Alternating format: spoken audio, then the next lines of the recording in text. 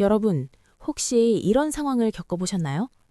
분명 어제까지는 따뜻하게 대화했는데 오늘 갑자기 연락이 끊기고 왜 그러냐는 물음에는 그냥 바빠서 라는 차가운 대답만 돌아오는 상황 말이죠. 다가가려 할수록 상대는 더 멀어지고 결국 내가 뭘 잘못했나? 라는 자책으로 밤을 지새우게 됩니다. 오늘은 그 관계의 정체, 회피형 사람들이 절대 말해주지 않는 진짜 속마음과 그들과 건강하게 공존하는 실전 기술을 정리해드립니다. 회피형 애착은 사실 타고난 성격이라기보다 어린 시절에 학습된 반응입니다. 심리학자 존 볼비의 이론에 따르면 감정에 반응해주지 않는 양육자 밑에서 자란 아이는 표현해봤자 아무도 들어주지 않는다는 것을 무의식에 새깁니다. 힘들 때 기댈 곳이 없었던 아이는 스스로 감정의 문을 닫는 법을 익히고 이것이 성인이 되어서도 반복되는 것이죠. 즉, 그들은 나쁜 사람이 아니라 감정을 다루는 미숙한 방식을 생존 전략으로 택한 것뿐입니다. 그런데 여기서 중요한 질문이 하나 생깁니다. 그렇게 감정의 문을 닫은 사람의 내면에는 과연 아무것도 없는 걸까요? 그들은 정말 아무것도 느끼지 못하는 걸까요? 절대 그렇지 않습니다. 오히려 그 닫힌 문 안쪽에는 우리가 상상하는 것보다 훨씬 많은 것들이 가득 차 있습니다. 다만 꺼내는 방법을 모를 뿐이에요.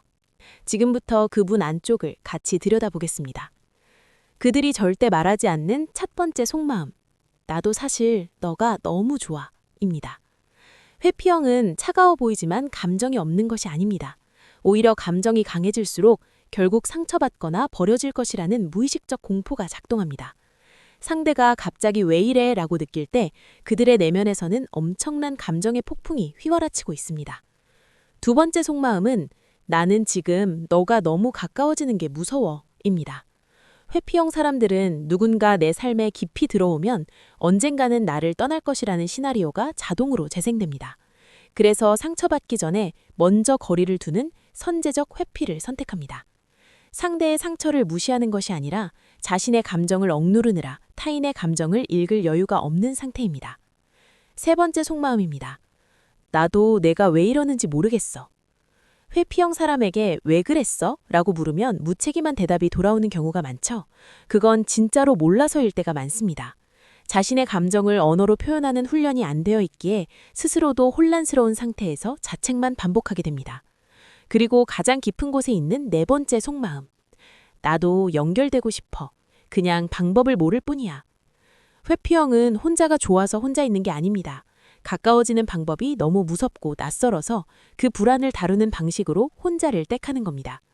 표면적으로는 독립적이고 쿨해 보이지만 내면 깊숙한 곳에서는 진심으로 이해받고 누군가에게 기대고 싶은 욕구가 분명히 존재합니다. 다만 그 문을 여는 열쇠를 스스로도 잃어버린 상태인 거예요. 그렇다면 이제 현실적인 이야기를 해볼게요.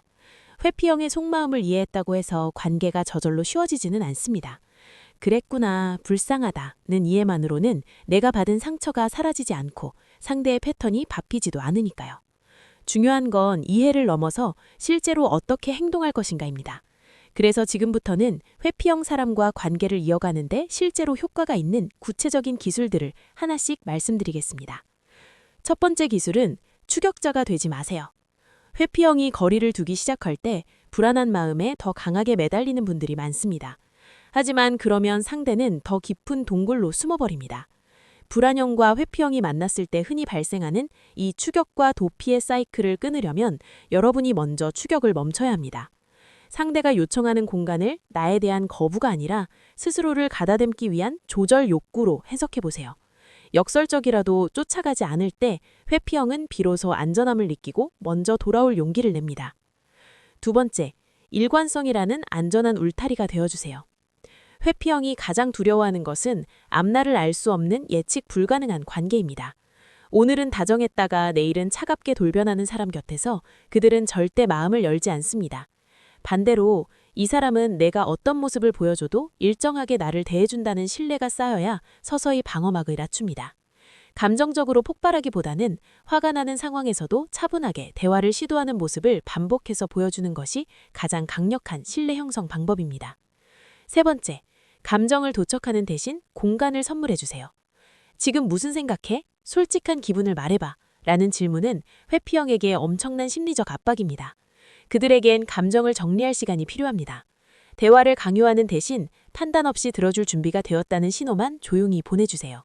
예를 들어 정면으로 마주 앉아 취조하듯 대화하기보다 함께 드라이브를 하거나 나란히 앉아 영화를 보는 것이 좋습니다. 심리학에서는 이것을 어깨 나란히 대화라고 부르는데 눈을 맞추지 않아도 되는 이런 편안한 상황에서 회피형은 훨씬 더 쉽게 진심을 꺼내놓습니다. 네 번째, 가장 중요한 것, 결코 나 자신을 잃지 마세요. 상대를 이해하려 노력하다가 정작 자신의 감정과 필요를 완전히 무시하고 있지는 않나요? 상대의 패턴을 이해하는 것과 그 패턴이 나에게 반복적으로 상처를 주는 것을 허용하는 것은 전혀 다른 문제입니다. 여러분의 감정적 욕구도 상대의 공감만큼 동일하게 중요합니다. 상대를 배려하되 자신의 한계선을 명확히 지킬 때 관계는 비로소 균형을 잡고 건강해질 수 있습니다. 회피형 사람은 결코 고칠 수 없는 고장난 사람이 아닙니다. 애착 유형은 타고난 성격이 아니라 어린 시절부터 학습된 반응이기 때문이죠.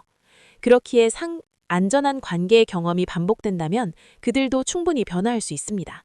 하지만 그 변화는 강요가 아닌 오직 안전감에서만 시작된다는 것, 그리고 그 안전감을 만드는 시작점이 여러분의 일관된 태도라는 점을 꼭 기억해 주세요. 여기까지 함께 해주신 분들 중에서는 회피형인 상대 때문에 오랫동안 마음이 무너져 내렸던 분도 계실 테고 본인이 회피형이라는 걸 알면서도 소중한 사람을 또 밀어내고 혼자 자책해온 분도 계실 겁니다. 상대의 침묵 같아서 혼자 비를 맞으며 서 있었던 분들께 먼저 말씀드리고 싶습니다. 그동안 얼마나 답답하고 외로우셨을지 진심으로 위로를 전합니다. 그리고 나는 지금 너가 너무 가까워지는 게 무서워 라고 차마 말하지 못한 채 숨어버려야 했던 분들께도 이 말을 드리고 싶습니다. 당신은 나쁜 사람이 아닙니다. 단지 사랑을 안전하게 주고받는 법을 아직 배우지 못했을 뿐이에요.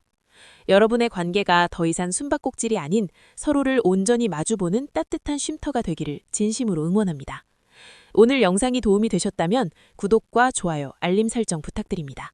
그리고 회피형 관계 속에서 나를 지켜냈던 나만의 방법이 있으시다면 혹은 회피형 당사자로서 상대에게 전하고 싶은 말이 있으시다면 댓글로 나눠주세요. 비슷한 아픔을 겪고 있는 누군가에게 여러분의 댓글 한 줄이 생각보다 훨씬 큰 위로가 될 수 있습니다. 지금까지 어쩌다 심리였습니다. 오늘도 평온한 밤 되세요.